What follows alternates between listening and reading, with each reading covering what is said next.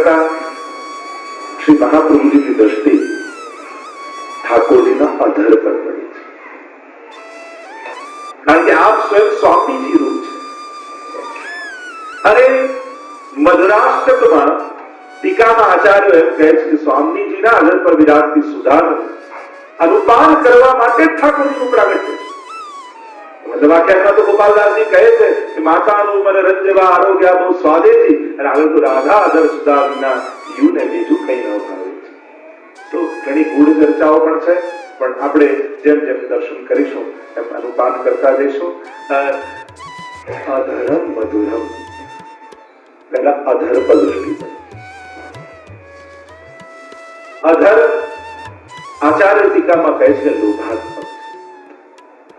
એ એની ભીતર વિરાજતી સુધા. તો એક વસ્તુ સમજી લો, પ્રભુમાં રસ માધુર્ય સિવાય બીજું કઈ નહીં. એટલે વ્યક્તિઓને એના અંગના દ્વારા આપણે અભિવ્યક્તિ જેમ માનીએ છીએ, તો પ્રભુમાં એવું નથી. જેમ મિશ્રીનો ખીલોનો હોય, ગુલાબ બનાવ્યું હોય, દાંડી હોય ચાસણીનું, પણ એની દરેક પાંખડીઓનો જો ગુલાબની દાંડી ચાખો તો સ્વાદ જુદો આવે, પાંખડી ચાખો જુદો સ્વાદ આવે. તો બંનેમાં તત્વ જુદું છે, પદાર્થ જુદું છે. પણ ચાસણીનું જયારે તમે ગુલાબ બનાવો ને દાંડી બનાવો, ફૂલ બનાવો, તો એની દાંડીમાં પણ એક મધુરતા છે અને એની પાંખડીમાં પણ એક મધુરતા. તો જે રીતે સાધારણ મનુષ્યને આપણે શરીર રૂપે ક્રિયાઓ રૂપે જુદો જુદો ગણીએ છીએ, એ રીતે પ્રભુમાં નથી. સૌથી પહેલા સમજી લે, પ્રભુમાં રસો વૈશ, એક રસનું ભગવદ રસ હોય એનું બીજું ક્યાંક કાઢીને તમે કોઈ આકાર બનાવો તો એના ચરણ, એના અધર, એના કેશ, એના હસ્ત, એમાં ચાસની સિવાય બીજું કઈ નથી. એમ પ્રભુમાં પણ રસ સિવાય બીજું કઈ નથી. ભગવદ રસ જ સર્વત્ર બિરાજમાન. તો એ રસ સુધામાં બિરાજે કે સુધા પ્રભુના મુખમાં છે, અને હોઠ એને બંધ કરી રાખે. અને આ હોઠ લોભાત્મક, લોભાત્મક એટલે બહુ જ લોભી છે. એ સુધા બહાર દાન કરવા દેતા. અને એટલે જ આપણે ત્યાં તો કહ્યું છે કે બે જણાને ગોપીજનોને બહુ ઈર્ષા હતી. એક વેણું ઉપર અને બીજું પ્રભુના નકવેસર ઉપર. કે નકવેસર વિરાજમાન હોય નાસિકામાં ને મોતી લટકતું હોય અધર ઉપર, ત્યારે ગોપીજનોને એમ થાય કે આ સુધા અમને તો મળતી નથી, પણ આ મોતી બહુ સારો લાભ લઈ જાય. કેમ કે એ મોતી તું શીખ કે કોણ તપસ્યા कीन कंचन के बीच बैठ कर अधरन को કે તેવી કઈ તપસ્યા કરી છે મોતી કે આ તો સોનાના સિંહાસનમાં, કારણ કે વચ્ચે લાલ નગ હોય અને સોનાથી જડેલું હોય, સોનાના સિંહાસનમાં બેસીને પ્રભુની સુધાનું પાન કરે. ત્યારે મોતી કે છીપ તજા છીપી તજી અદબીચ ગયો વિદાય, લટકત હું તડપત હું और તડપ તડપ રહી જાય. મને મળતું નથી, હું તો લટકતો રહું છું, મારો મોકો મળતો નથી. અનેક આપણે ત્યાં તો પ્રસંગો એના થયા છે કે કઈ રીતે શુક ઉડતું ઉડતું આવ્યું આ નાસિકા પર બેઠું છે, અને પ્રભુના અધર કેવા છે કે બિંબા ફળ જેવા પરવળ હોય આપણે, અને એને જે બાકીનું લાલ કેવું દેખાય, પ્રભુના અધર આવે. અને અધરની અનેક આપણે ત્યાં વાત કહી કે આ અધર લોભાત્મક છે, કે જ્યાં સુધી સુધા સંબંધ ન થાય ત્યાં સુધી ભગવત સ્વરૂપનો અનુભવ થતો. અને એટલે વ્રજ લીલામાં પ્રભુ સર્વને પોતાની સુધાનો સંબંધ કરાવે. અને સુધા ક્યાં બિરાજે છે? પ્રભુની અધરામૃત. અને અધરામૃત આ હોઠ દ્વારા બંધ રહે છે. આ દ્વાર જાણે હોઠ છે અને એની ભીતર આ અધરામૃત બિરાજે છે. કારણ ત્યાં કહેતો કે આપણે પ્રસાદ લઈએ છીએ. પ્રસાદ શું છે? પરસની યાદ એ જ પ્રસાદ કે આ સુધાને મેં ચાખેલી છે, આ સ્પર્શ તો મેં કરેલો છે. જ્યારે આપણે ઠાકોરજીને ધરેલું અધરામૃત મુખમાં મૂકીએ ત્યારે એમાં કેવલ કોઈ સામગ્રી વસ્તુ નથી હોતી, પ્રભુએ ચાખ્યું એટલે એમની અધર સુધાય. અને એ સુધા જ્યારે આપણા મુખમાં સ્પર્શ થાય ત્યારે એ યાદ આપણને અપાવે છે વ્રજ લીલાની, એ નિકુંજ લીલાની. કારણ કે લીલાથી વિખૂટો પડેલો આ જીવ છે, એટલે સ્પર્શ થતા જ પરસની જે યાદ અપાવે એ જ પ્રસાદ કે આ સુધા તો મેં ચાખેલી છે, આ સ્વાદ તો મેં માણેલો છે. અને જ્યારે આવું થાય ત્યારે માનવું કે પ્રસાદ લીધો, બાકી તો પેટ ભર્યું જ કેવું. કણિકા પ્રસાદ લેવાનો પણ વિવેક, ભાવનાઓને જાણશો ને તો ક્રિયાઓ કરવાનો આનંદ આવશે. દગલત કરવાની ભાવના, દશકશ કરવાની ભાવના, પ્રસાદ લેવાની ભાવના, ચમાન લેવાની ભાવના, પીડું લેવાની ભાવના, આ દરેક પાછળ શું ભાવના? એ લોક અત્યારથી સ્વાદમાં જતા, પ્રસાદમાં નહોતા. ભાવના જાણો ને ત્યારે પ્રસાદ કઈ રીતે લેવાય, એ સમય વિચાર કેવો હોવો જોઈએ, મનમાં શું ચાલવું જોઈએ. એ કણિકા મિશ્રી પણ આપણે લઈએ છે ત્યારે મુખમાં મુકતા શું યાદ કરવા? આ પ્રભુએ આરોગ્યનું છે, પ્રભુના અગ્રામૃતની કણિકા એમાં છે. અને જયારે અંદર મૂકી ત્યારે એમ લાગે કે રોમ રોમમાં સ્મર શ્રમ જલાણ સકલ ગાત્ર જય સંગમ. અને પ્રભુને અગ્રામૃત મારા રોમ રોમ સાથેનો સંગમ છે. અને આવો ભાવ કરો ને ત્યારે મનની સર્વ લૌકિકતા નાશ પામે. આવી ભાવના સાથે જયારે પ્રસાદની કણિકા પણ મુખમાં મૂકીએ ત્યારે આ દેહમાં રહેલો લૌકિક ભાવ નાશ પામે અને અલૌકિકતાનો ઉદય. તો આ ક્રિયાનો આનંદ માણવો હોય તો ભાવના વિચારવી જોઈએ.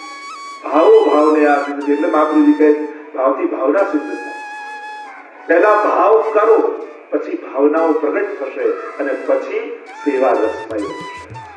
તો આખી પ્રક્રિયા છે. પુષ્ટિ માર્ગ ને જીવો એટલે આખું પોતાના જીવનમાં પોતાની ભીતર એક ગોપીનો ઉદય કરે, પોતાને વ્રજનો અહેસાસ કરાવો, ત્યારે આધ્યાત્મિકતાનો પ્રવેશ. આપણે તો બહુ વ્યવહારમાં જીવીએ છીએ. જ્યારે આવો આધ્યાત્મિકતાના આવી દૈવિકતામાં આપણો પ્રવેશ થાય ને ત્યારે એ અલૌકિકતાનો આનંદ કેવો છે ત્યારે ખબર, ત્યારે એનો આનંદ અહેસાસ થાય કે આમાં કેવો આનંદ છુપાયેલો. ત્યારે આ બધી જ લૌકિકતા સમાપ્ત થઈ જાય અને અલૌકિકતાનો રોગ રોગમાં ઉદય થઈ જાય. આપણા ભગવતીઓ આવો અનુભવ કરે છે ત્યારે એમને ત્યાં ઠાકોરજીના સાક્ષાત અનુભવો થાય.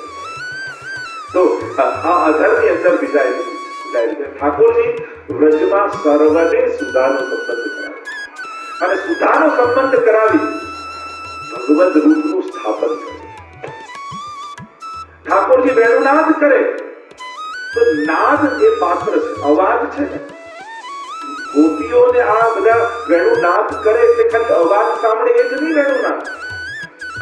નાદ તો પાત્ર છે, પણ એ પાત્રમાં પ્રભુ પોતાની સુધા પધરાવે છે અને સુધા પધરાવી નાદના માધ્યમથી ત્યાં સુધી પહોંચે. પ્રભુ પ્રગટ પોતે ત્યાં પહોંચી શકતા નથી એટલે પ્રભુ બ્રજમાં સર્વને સુધા સંબંધ કરાવે. તો સર્વપ્રથમ લતા પતાઓ વૃક્ષોને નદીઓને વેણુનાદ ઠાકોરજી કરે એટલે નાદ દ્વારા સુધાનો સંબંધ કરે. તો આ રીતે લતા પતા વૃક્ષોને કરાવે, સખાઓને કઈ રીતે કરાવે, રાસમાં ગોપીજનોને કરાવે. એની પ્રેમની અભિવૃદ્ધિ. અને પહેલા એટલે જ આપણે ત્યાં પ્રાચીન સમયમાં પણ જયારે પતિ ને પછી પત્ની એમાં રહેતા જૂના સમયની વાત છે.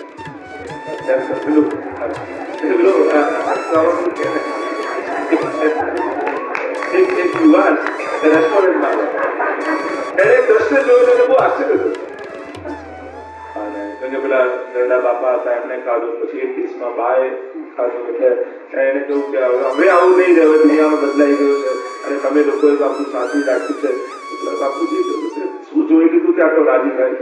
મેં જોયું કે પહેલા તમે જમ્યા પછી બા એક ડીશમાં જમ્યા કે તમે તો બે દેહ ને એક પ્રાણ છો, બે પ્રાણ દેહ એક પ્રાણ ને અમારું ચોખ્ખું એક છે. જમે પછી મારું વારું આવે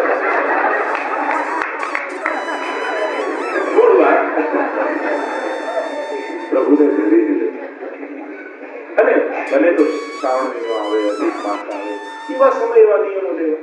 ચલો અધિક મહિનામાં બહુ ઉપવાસ કરું એના કરતા પ્રભુને ધરીને જ લઈશ, કારણ કે ઉપવાસ કરતા અધરામૃત ઉત્તમ છે.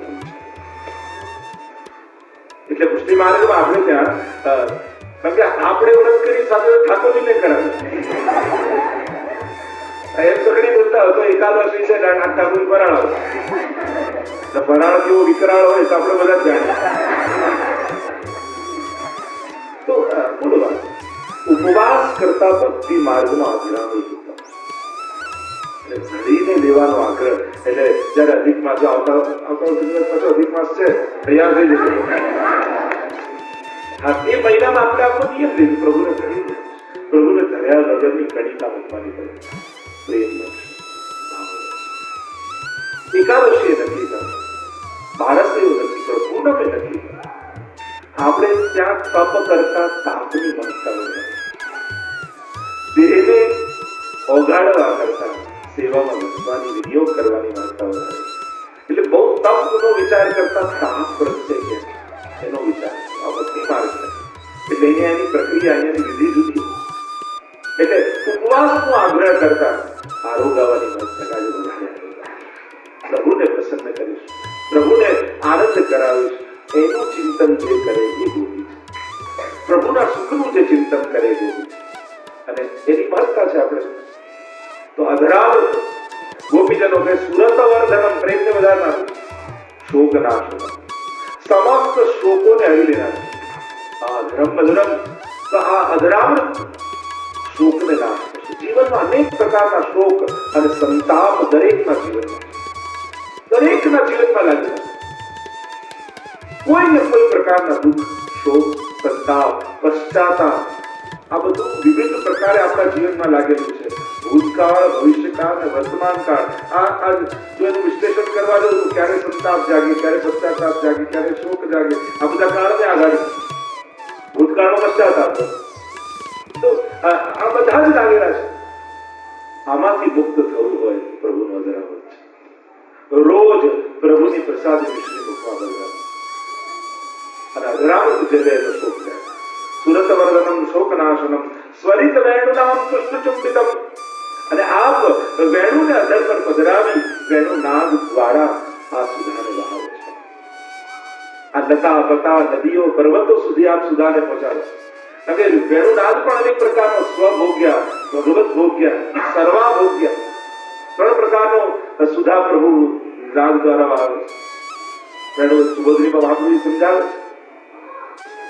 અમુક સુધા તો એવી છે કે જે પ્રભુ જ ભોગ કરે છે અને ભક્તોમાં પધરાવીને પ્રભુ એનો સ્વીકાર કરે. આ સર્વાભોગ્ય તો અનેક પ્રકારની સુધાઓ છે. આ લતા બતાઓને રોમાંચ થાય છે, આ નદીઓને થાય છે. નદ્ય સદા ઋતુદાર વિકુત ગીતમ આવર્ત લક્ષિત મનોભવ ભગ્ન વેગા આલિંગનમ સ્થગિત પૂર્વી ભુજે પ્રારે ગુરુણંતિ પાદે જલમ કમલો બહારા. આ લહેરો વધવા લાગે ત્યારે એ સુધાનું પાન થાય. એ સુધા વર્ગમાં સર્વત્ર વ્યાપેલું છે. અને સુધાનો સંબંધ એ સુધારૂપ શ્રી મહાપ્રભુજી. આપણે કહીએ કે પુષ્ટિ માર્ગ શ્રી મહાપ્રભુની કૃપા સિવાય ફલિત નથી થતો. એનું મૂળ કારણ શું? સમુદિતો કંપામૃતા, એ સાક્ષાત સુધારૂપ શ્રી મહાપ્રભુજી. પ્રભુની જે સુધાની વાત કરું છું અહીંયા, એ સુધારૂપ શ્રી વલ્લભ છે. અને એટલે વલ્લભની કૃપા વગર આ પુષ્ટિ ભક્તિ ફલિત થતી નથી. આપણે ગુરુ રૂપે જોઈએ જુદી વાત છે, ગુરુ કૃપા દ્વારા સિદ્ધ થાય. પણ સાચા અર્થમાં આદિ દૈવિક રૂપે જો વિશ્લેષણ કરવા જાવ તે સુધારૂપ સાક્ષાત શ્રી વલ્લભ છે. અને એટલે જ વલ્લભની કૃપા વગર પુષ્ટિ ભક્તિ ઉદય ન થાય. અને એટલે જ બ્રહ્મ સંબંધ આદિમાં શ્રી વલ્લભની હાજરી હોય. બાકી મંત્ર તો ઘણાને આવડતો હોય અને દુનિયામાં ઘણા વિદ્વાનો હોય, એની પાસે બ્રહ્મ સંબંધમાં લઈ લી, પણ એ મંત્ર પડે સુધા ન સુધા તો શ્રી વલ્લભની ખામીથી જ ના. આ આખી પ્રક્રિયા આપણે ત્યાં દરેક વસ્તુની વિધિની પાછળ એની ભાવના હોય. અને ભાવનાઓને જ્યારે જાણીએ ત્યારે એની મહત્તા સમજમાં આવે. તો એ સુધારો શ્રી વલ્લભ, સુધાનિધિ, સુધાના નિધિ ભંડાર શ્રી વલ્લભ એ વિરાજે છે શ્રી વલ્લભ. તો આ સુધા નું પાન જ્યારે થાય તો સરિત વેણ નામ પુષ્પચુંબિતમ ઇતર રાગ વિસ્મારમ, અન્ય સર્વ રાગોને ભૂલાવી નાખે. સુધાનો સંબંધ જેની સાથે થાય એને સંસારના સર્વ રાગો ભૂલાઈ જાય. જાકો મન લાગો ગોપાલ સો તારી और कहते भागे लेकर मीन दूध में રાખો જલમીને કશું નહીં પાવે. જેમ માછલીને જલમાંથી કાઢી દૂધમાં રાખે પણ એને આનંદ ન આવે, એમ જેનું મન પ્રભુમાં લાગ્યું એને બીજી ક્યાં આનંદ આવવાનો. જેને આ સુધાનું પાન કરી લીધું હોય, જેને પેંડો ખાઈ લીધો હોય, એને ભલે ખાંડ નાખેલું દૂધ પાવ કોઈ ફીકું લાગે, કારણ એને પેંડાનો સ્વાદ ચાખ્યો છે. એમ જેને ભગવદ આનંદને અનુભવ કર્યો હોય એની આગળ મોક્ષાનંદ પણ એને તુચ્છ લાગે. અને એટલે ભક્તોને કહે છે ભક્તો મુક્તિ ન માંગે, માંગે જન્મ જન્મ અવતાર, અને ઈરાજને તો મુક્તિ ન માંગે, ભૂતળ ભક્તિ પદાર્થ. તો આ ભૂતળ ભક્તિનું પદાર્થ શ્રેષ્ઠ કયું છે? કારણ કે જેને ભજનાનંદનો આસ્વાદ ચાખ્યો હોય એની આગળ મોક્ષાનંદ અને વિષયાનંદ પણ તુચ્છ લાગે. એ સ્વાદ કોણ ચાખે છે? જે પ્રભુની આ સેવા કરે છે, જે ભોગ ધરે છે, જે પ્રસાદી લે છે, એ સુધાનો સંબંધ પામી શકે છે. તો ઈતર રાગ વિસ્મરણમ, અન્ય રાગોને ભૂલાવી નાખનારી આ ભગવત સુધા જે પ્રભુના આધારમાં બિરાજે છે. તો વિતર વીર નસ્તે ધરાવતમ, એ અધરામૃતનો અમને પાન કરાવો, એમ ગોપીજનો ગોપી ગીતમાં યાચના કરે. અધર્મનો એક અર્થ કર્યો, ભક્તના કામ કરવાની અધીરતા, એ જ અર્થ છે. ભક્તને દુખી જોઈ ભગવાનની અંદર જે અધીરતા જાગે, ભક્તને દુઃખમાંથી મુક્ત કરવા માટે જ્યારે ગજેન્દ્ર ડૂબતો હોય અને અંતિમ પુકાર હે હરી કરીને કરે અને ભગવાન અધીરા બનીને જે દોડે, એ જ ભગવાનનો અધર્મ છે. આપનું ભક્તના દુઃખોને દૂર કરવા માટેની જે આપણી ભીતર અધીરતા છે ને, એ બધું છે. દ્રૌપદીના ચીર ખેંચાતા હોય અને સભામાં બધા મસ્તક ઝુકાવીને બેઠા હોય અને ત્યારે એ દ્વારિકાધીશના નામનો પુકાર કરે અને ત્યારે ભગવાન દોડતા આવે. આ ભક્તના દુઃખોને દૂર કરવાની જે અધીરતા આપની અંદર છે, એ બધું છે. જ્યારે જ્યારે બ્રજવાસીઓ પર કોઈ પણ વિપત્તિ આવી છે અને પ્રભુને પુકાર કર્યા અને પ્રભુ દોડ્યા, આ ભગવાનનું દોડવું, આ અધીર બની જવું પોતાના ભક્તો માટે, એ મજૂર છે. ઇતિહાસ પુરાણ બધાના શાસ્ત્રો ખોલીને બેસી જાઓ તમે, દરેક સમય દરેક ઘટનામાં ભક્તને દુઃખી જોઈ ભગવાન ત્યારે બેઠા નથી રહ્યા, એ દોડ્યા છે. અને ભગવાનનું ભક્ત માટે અધીર થઈને દોડવું, એ મજૂર છે. એટલે જયારે વિશ્વસ્તુતિને આવીને ત્યારે વિશ્વજી વર્ણન કરી રહ્યા છે ભગવાનના સ્વરૂપનું, અને ત્યાં વર્ણન કરતા કરતા વિશ્વજી કહું શ્રમવારી અલંકર્તા છે. ત્યારે આશ્ચર્ય થયું આચાર્યોને, ચિંતકોને, વિચારકો. હવે તમે જ વિચાર કરો, ઘોડાના ખુરરજથી આખું શરીર જેનું મંડિત છે. વિશ્વજી વર્ણન કરે, કેસ જેના વિખરાયેલા છે, વસ્ત્રો અસ્તવ્યસ્ત થયેલા છે, અને જેનું મુખારવિંદ પરસેવે રેત જે છે, તો વિશ્વજી શું કરે? શ્રમવારી અલંકૃતા છે. આવા પરસેવે રેત છે, આ બહુ સુંદર લાગી જાય. વિચાર કરે, કોઈના કપડા અસ્તવ્યસ્ત હોય, ધૂળવાળો થયેલો હોય, વાળ વિખરાયેલા હોય, પરસેવે રેત જેવું, એ સુંદર લાગે કે બદસૂરત લાગે? અહીં ગોપીઓ પણ કહે છે અટક સવાલ અગ્નિ કાનનમ, જયારે કુરરજથી આ પંડિત થઈને વિખરાયેલા કેસથી આ પધારો છો અને ત્યારે બહુ સુંદર લાગે. તો અહીંયા આશ્ચર્ય થયું, પૂછ્યું વિશ્વજીને કે આવા સમયે તો વ્યક્તિ બદસૂરત લાગે, સુંદરતા હણાય, તમને ભગવાન વધારે સુંદર કેમ લાગે છે? ત્યારે વિશ્વજીએ કહ્યું, આ શ્રમ એમણે ભક્ત માટે કર્યો છે એટલે વધારે સુંદર લાગી જાય. આ પરસેવો પોતાના માટે નથી કાઢ્યો, આ મારા અર્જુન માટે કાઢ્યો. અને ભગવાન જ્યારે ભક્ત માટે દોડે છે ત્યારે ભગવાન વધારે સુંદર લાગે. ભક્ત માટે ભગવાન જ્યારે પરિશ્રમ કરે છે ત્યારે એ વધારે સુંદર લાગે. અને એટલે કહ્યું શ્રમવારી અલંકૃતા. શ્રમવારી એટલે પરસેવો, અને પરસેવો પણ આ ભાવ એના કરતા વધારે ખીલી રહ્યા. આ જ આપની અધૂર મજૂરતા છે કે આ ભક્ત માટેની અધીરાઈ આપની છે. સ્વનિગમ અપાહાય પ્રતિજ્ઞા મૃતપતિકૃતમ વક્તૃતો રતસ્ત. જ્યારે વિશ્વજી યાદ કરે છે કે મેં વચન દીધું કે આપના હાથમાં અત્યારે લેવડાઈ, આપે વચન પ્રતિજ્ઞા લીધી કે અત્યારે નહીં લઉં, અને મારું વચન રાખવા માટે આપે આપનું વચન તોડ્યું અને મને મારવા માટે એ સુદર્શનનું આહવાન કરી રથના તૂટેલા પૈડાને આંગળીમાં ભરાવીને મને મારવા દોડ્યા. જેમ એ ગજરાજને મારવા સિંહ દોડે એમ મને મારવા આપ દોડ્યા. એ દ્રશ્યને જયારે જોઉં છું ને ત્યારે આપણે સાષ્ટાંગ દંડવત પ્રણામ કરવાની ઈચ્છા થાય. અને વિશ્વજી ત્યારે પોતાના ત્યાર મૂકી પ્રભુને સાક્ષાત પ્રણામ કર્યા. પ્રભુએ કહ્યું, મારવા આવું છું ને પ્રણામ કેમ કરું છું? ત્યારે કહું, મારી પ્રતિજ્ઞા રાખવા માટે જે પોતાની પ્રતિજ્ઞા તોડી દે એવા ભગવાનને હું પ્રણામ કરી દઉં. આ આપણી ભક્તને સુખ આપવાની જે અધીરતા છે ને પ્રભુ, એ બહુ મધુર છે. એઠા બેર સબરીએ રાખ્યા હોય, લક્ષ્મણજી મોઢું બગાડતા હોય અને વખાણ કરતા કરતા જે ભક્તના મનોરથોને પૂરા કરવા પોતાના શ્રમનો અને પોતાની મર્યાદા જે મૂકી દે એ આપણી જે ભક્તના મનોરથોને પૂરા કરવાની જે અધીનતા છે ને એ પ્રભુ